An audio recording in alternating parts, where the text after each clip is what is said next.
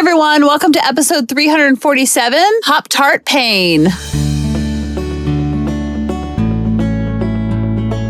Welcome to the Harmony in the Home podcast. I'm your host, Kelly Hutchison. I'm a counselor, a life coach, and most importantly, an imperfect mom doing this work right along with you. And my goal on our podcast is to go from chaos to calm, feel less frazzled, and have more fun within your four walls to have more harmony in your home. You're like, what in the world are you talking about with this topic? And it's so good because I love analogies. And I have a good one for you today. So I found this Instagram reel from the account called Blake of Today. And I think I was one of the first listeners to it. And I just was like, I have to do a podcast immediately because and I know, and we all know that I am obsessed with analogies. And this one is about a Pop-Tart. I know, crazy, right? So today, before we start, I want to tell you that I am now on the TikTokies. I'm on TikTok. Can you believe it? You can Google my name or go to TikTok, Kelly Hutchison 1, because there's a Kelly Hutchison out there and she's a doctor. And I am not a doctor. I'm a doctor of the heart, I would say. Not a cardiologist, but a doctor who helps people connect on the heart level. Is there such a thing? Obviously, there's not. But I have been sharing so much about my pickleball experience because I just want more people to be active and moving. And if pickleball can be the vehicle to do that, I love sharing my passion with people. I love getting people active. Remember how I've always said, I just want to share about something that's neutral. So the podcast is really for parenting and the home and your marriage and kids. But to go on TikTokies and talk about that, I don't feel safe. And remember how I've always said, I wish I could just talk about something that was neutral, like scrapbooking. Have I not always said that? I feel like I have been manifesting this for so long that I have found something neutral, and that is pickleball. But it's also a very good analogy for life. So I feel like this is my safe space where I'm going to share all the parenting hacks and tricks, and then a little bit more fun on TikTokies with the pickleball and on Instagram too. And I feel closer to my dad when I'm playing pickleball. I feel closer to just the inner athlete inside of me. I love sharing it with other people. I love other people getting active. It's really, really helped me with so many areas of my life. And it's not really about pickleball. It's about the community. It's about the energy. It's about the endorphins. It's about the adrenaline rush when you get a good hit or you just feel yourself getting just a little bit better every single day. And one thing that just told me, how I said I feel close to my dad when I'm playing pickleball. I literally will be like, Dad, let's go play pickleball. And then I'll meet someone who has the same name as him or the same middle name or just the same vibe, same energy. And I'm like, oh, that's such a sign. I've just had so many signs on the pickleball court that he is with me all the time. And this one right here is absolutely insane. So if you know anything about my dad when he was here, my sweet daddy, he would always write poems and he would always write, this gets me emotional talking about it. He would always write, like, if he sent me coupons from Subway, because I used to go to Subway all the time. Now I'm going to Jimmy John's all the time because the Subway near me closed. But he used to send me coupons in the mail and he couldn't just send me coupons like, hey, saw these coupons, thought of you. He would always have to include a cute little poem. And I showed it to Grady. He's like, oh my gosh, AI wrote that. I'm like, Grady, my dad could never do AI and AI wasn't even around when he was here. So I found pickleball probably a couple months ago and he earned his angel wings in 2023. Okay. And so I recently found this poem that he wrote to me in 2023 when I didn't even know anything about pickleball. It wasn't even a passion. It wasn't even like a thing I was doing. And I'm going through my stuff. And this is the poem that I found that he wrote me for Subway coupons in April of 2023. Roses are red, violets are blue. These Subway coupons were meant for you. When ordering these subs, you ain't no rookie.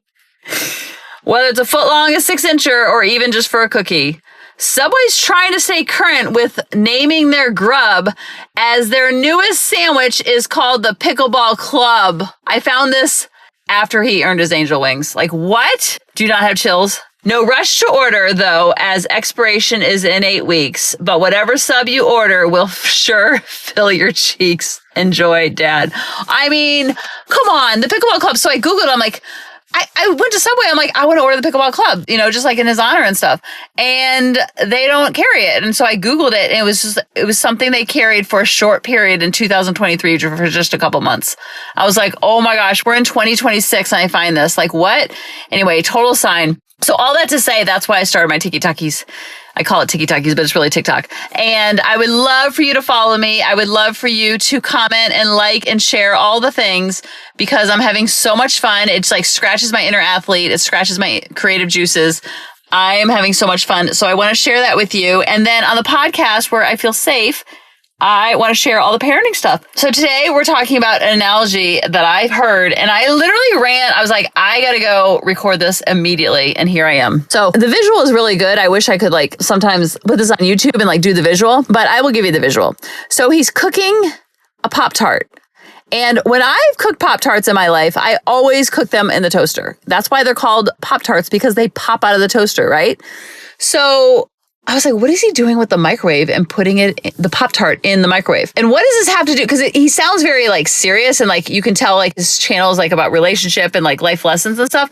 And I'm like, is he a content creator around Pop-Tarts? Is he trying to sell me the Pop-Tart? Where is he going with this Pop-Tart? What is happening? He wasn't a comedic Instagram guy, just by glancing at his Instagram.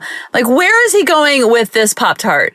And boy, does he take you on a little journey. It's not very long, but it's very powerful. So I'll let you listen to it. A young person reached out to me recently who thinks they are sabotaging their relationship.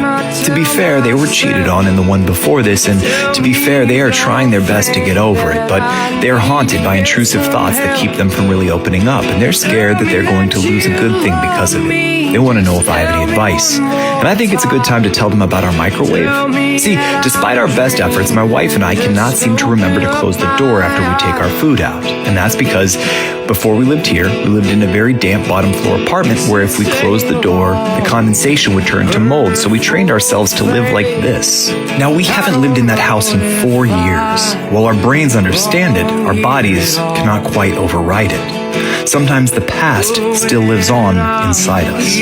Now, if this is what a moldy microwave can do, imagine how you might carry someone who has been unfaithful to you. So be patient with yourself and be honest with your partner. Good luck. I believe in you. Isn't that so good? Oh my goodness.